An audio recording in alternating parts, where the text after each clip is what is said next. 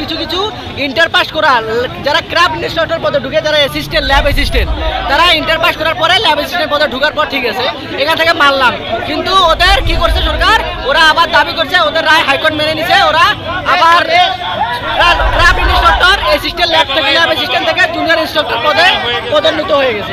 মানে কি তারা ওরা আমাদের ওরা ইন্টার পাস করলো আর আমরা ডিপ্লোমা 4 বছর করলাম। এখন আমরা ইন্টার পাস করার পর 6 বছর আমাদের সিনিয়র 6 বছর পর ওদেরকে আমরা স্যার বলবো, ওরা 2 বছর আমরা 4 বছর, আমরা ওদের করাবো না, ওরা আমাদের করাবে। ওরা জেনারেলের পরে আমাদের ডিপ্লোমা জানে কি বুঝাবে, আমরা 4 বছর পরে ক্লাস নিতে পারবো, কিন্তু ওরা আপনারা কি চাচ্ছেন? আমরা এখন চাচ্ছি ওইটা সব হাইকোর্ট থেকে যে রায়টা দিচ্ছে ওটা বাতিল করে দিতে হবে এবং আমাদের যারা জুনিয়র ডিপ্লোমা পাস করা ইনস্ট্রাক্টর পদে সেই পদে আমাদের নিয়োগ দিতে হবে। আমাদের দাবি মোটাতে 6টা দাবি আনা হয়েছিল, সেটা কারিগরি শিক্ষা বোর্ডের সেটা কাগজ পাঠানো হয়ে গেছে, সবাই জানে। আপনার নাম? আমার নাম হচ্ছে মোহাম্মদ মনির ইসলাম মনির, আমি Rangpur ideal institute of technology থেকে বলতেছি, কম্পিউটার ডিপার্টমেন্টের। ধন্যবাদ।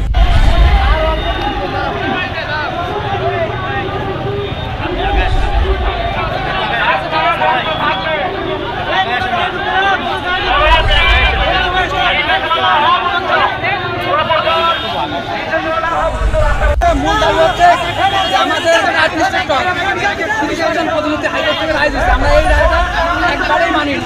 আমাদের কাছে অযৌক্তিক একজন ডাক্তারকে যদি আমরা একটা বিল্ডিং নির্মাণ করতে দেই, একটা অপারেশন করতে পারবে না।